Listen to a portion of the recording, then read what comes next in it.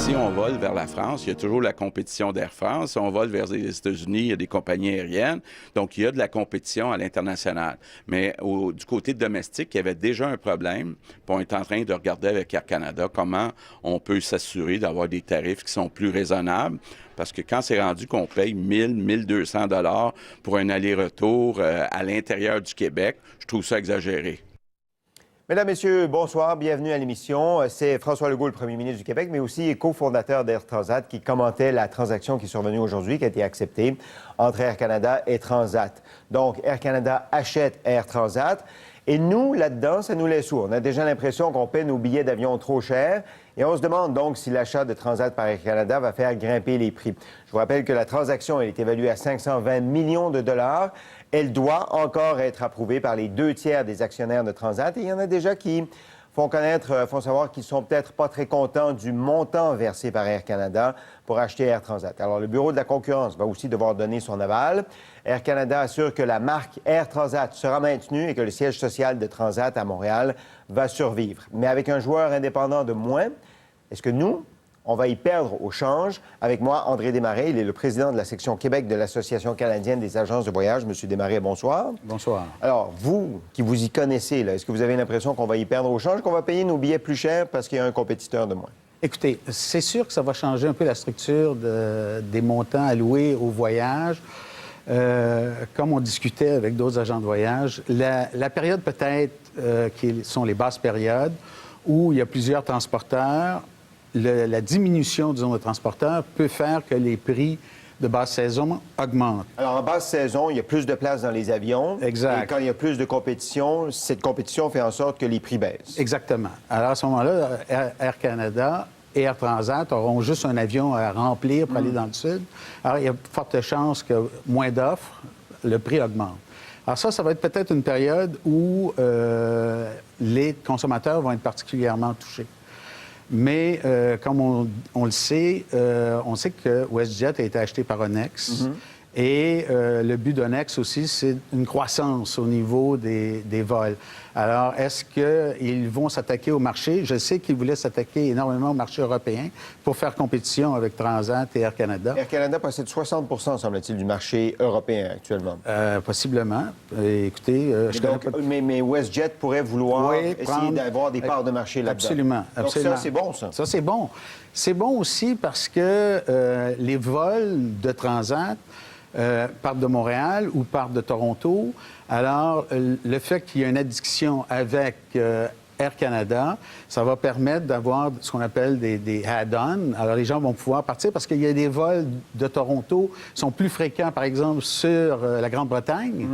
Tandis que, bien entendu, de Montréal, on a beaucoup plus de vols sur la France. Paris. Alors, ça va permettre aux gens de Toronto de prendre un vol Air Canada jusqu'à Montréal et continuer vers la France. Alors, en basse saison, vous avez dit qu'il pourrait y avoir un effet. En haute saison, est-ce qu'il va... Parce que Air Transat remplit des avions aussi en haute saison, c'est-à-dire l'été, je présume, c'est ça? Bien, haute saison, écoutez, si on parle de vacances, on sait que Noël, congé scolaire, ça, ce sont les hautes saisons et les vacances de la construction.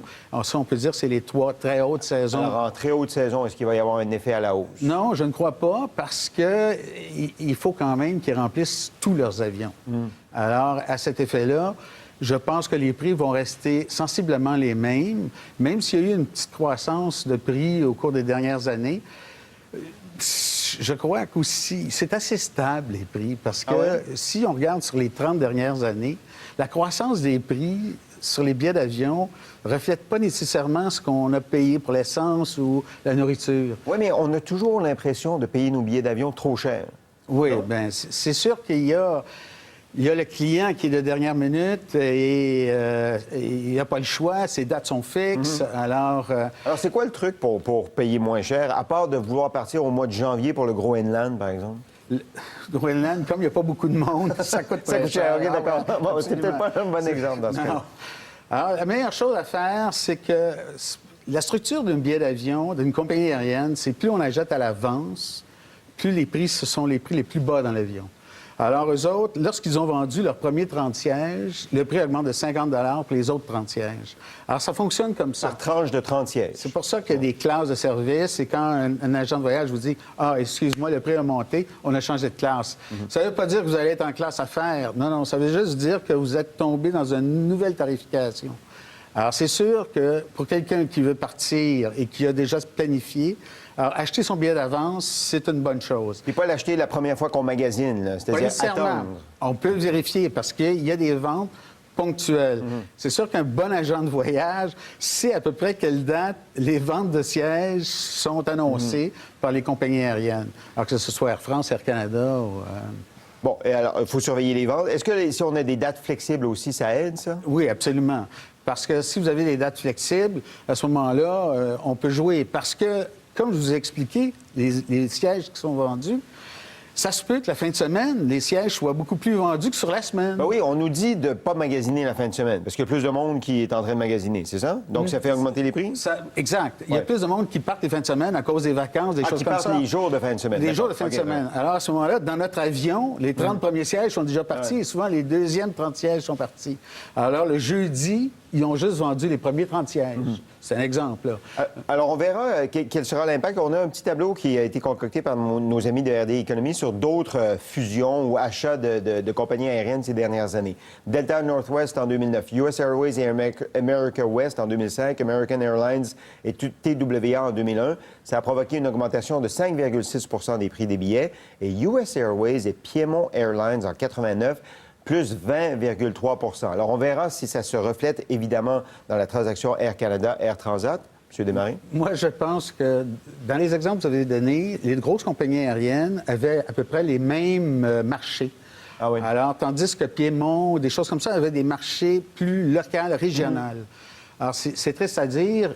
Écoutez, comme M. Legault l'avait dit, si vous voulez monter à Chicoutimi, malheureusement, vous allez payer votre billet 800 Le même prix qu'on paierait pour Paris, genre. Pour Paris, exact. Alors, est-ce une dernière question, on a l'impression que entre Air Canada et Air Transat, Air Canada charge toujours plus cher que Air Transat. Ça, est-ce que c'est une véritable impression ou c'est juste une légende urbaine? Écoutez, c'est une vérité parce que la compagnie aérienne Air Canada a une structure beaucoup plus lourde que Transat. On sait que Transat, au départ, ce sont des avions nolisés. Alors, c'est des avions qui nécessitent moins une structure opérationnelle. Air Canada, qu'on le veuille ou non, est obligé d'avoir des gens à Chibougamau, à Bagotville. Ce qui n'est pas le cas pour Air Transat. Exact. Ouais. Alors, ça ne veut pas dire que les prix vont monter là, si Air Canada prend le contrôle? Moi, je pense, parce que j'ai pas la boule de cristal, puis c'est sûr que je suis pas dans les souliers des administrateurs de ces compagnies-là, mais je pense, moi, que les deux compagnies vont rester sur le même niveau. L'avantage que Air Canada a acheté Transat, c'est les destinations en Europe. Air Transat a négocié beaucoup de vols directs que Air Canada, ça lui coûterait trop cher à négocier. Parce que les compagnies aériennes, dans leurs négociations, ils sont obligés de faire un peu plus de donnant-donnant que les compagnies charters. Les compagnies charters sont réputées pour amener du tourisme. Alors, à ce moment-là, les pays sont heureux, les aéroports, exactement. Tandis que Air Canada, s'il s'en va vers une destination, Air France va exiger, par exemple, des vols directs sur Québec. Ah ouais. Comme il y a ça. du donnant-donnant pour les lignes régulières, alors que les charters, c'est pas la même chose. L'avantage que Air Canada a eu en achetant Transat, il va s'ouvrir un marché qu'il visait et à moindre coût, finalement, pour eux autres. Très bien. Alors, on touche du bois pour les billets d'avion. M. Desmarais, merci beaucoup. Ça fait et bonne plaisir. soirée à vous. Merci.